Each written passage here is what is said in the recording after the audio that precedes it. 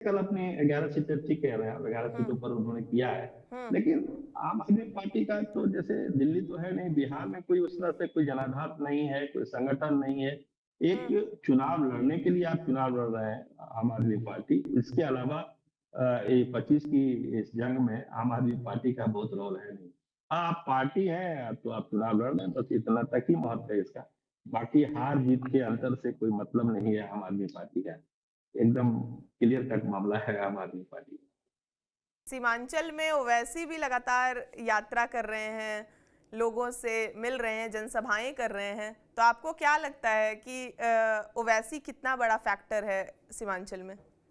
नहीं, ओबीसी बड़ा फैक्टर है। आपने सही कहा कि लगातार यात्रा हो रही है। हम्म। पिछले बार आए थे तो 4 दिन तक यहाँ रुके थे, फिर हम्म। आए हुए हैं, फिर उनके हो रहा है, रैली हो रहा है, दौरा हो रहा है। देखिए, लोग कहते हैं कि 5 एमएलए जीते, उनके 4 चले गए। एमएलए चले गए, लेकिन हम्म। उनका जो संगठन है और समर्थक, वो तो नहीं गया था।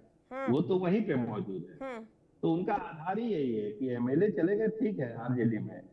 और एक चीज जो इस बार उन्होंने स्टेब्लिश करने की कोशिश की है सीमांचल के इलाके में, कि हम्म। हमने पूरी कोशिश की कि आरजेडी के साथ हम अलायंस करें, मुस्लिम वोटों का बंटवारा नहीं हो सके।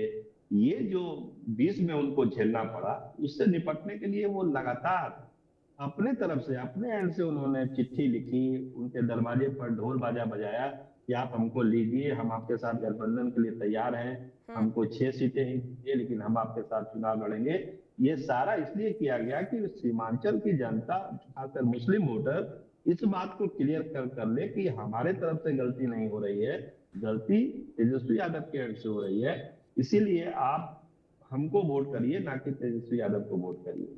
तो तैयारी एआईएमआई की बहुत पुख्ता तैयारी है। लोग अभी उसको उस रूप में नहीं देख रहे हैं, लेकिन जो हमारे सोर्स है वो बता रहे हैं कि कई सीटों पर उनकी बहुत मजबूत उपस्थिति है। और अब तो वो दूसरे इलाके में, सीमांचल से बाहर भी जो है, अपना मिथिलांचल के इलाके में भी एंट्री करने की कोशिश कर रहे हैं। और हमारी जो खबर है, मिथिलांचल, तिरहुत और मगध के इलाकों में भी एआईएमआईएम अपने प्रत्याशी उतारने जा रहा है। और तिरहुत में और मिथिलांचल में तो उतारना ही उतारना उनको, सीमांचल में तो लड़ते ही लड़ते हैं।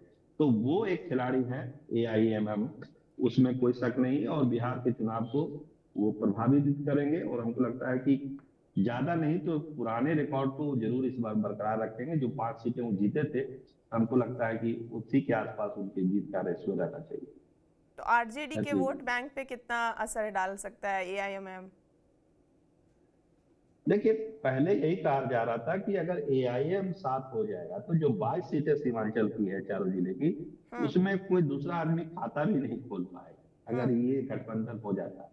लेकिन अपना अपना कंपल्सन है, कांग्रेस का भी और तेजस्वी यादव का, जो एआईएम के साथ अलायंस नहीं है। कांग्रेस भी क्या चाहती है? कांग्रेस भी यही चाहती है कि सीमांचल के इलाके में ही उसको ज्यादा सीटें मिले। हम्म। तेजस्वी यादव पर दबाव भी यही है, क्योंकि कांग्रेस का जीतने का रिकॉर्ड सीमांचल के इलाके में बहुत ही बेहतर रहा है। वहां से उनके 4 4 विधायक जीतते हैं, वहां पर सांसद भी वहां से उसके जीतते हैं। तो कांग्रेस की अपनी पकड़ है सीमांचल के इलाके में। तो वहां पर तेजस्वी यादव तीसरे खिलाड़ी हैं, पहले खिलाड़ी नहीं है। हम्म। एआईएम कांग्रेस के बाद तेजस्वी यादव आते हैं, तो कांग्रेस का दाव ज्यादा वहां पे स्टेक होल्डर है सीमांचल के इलाके में। इसलिए कांग्रेस का ही, ताकि एआईएम को अगर हम सताएंगे तो हमारी सीटें कम हो जाएंगी, इसलिए गठबंधन नहीं करना उसके साथ।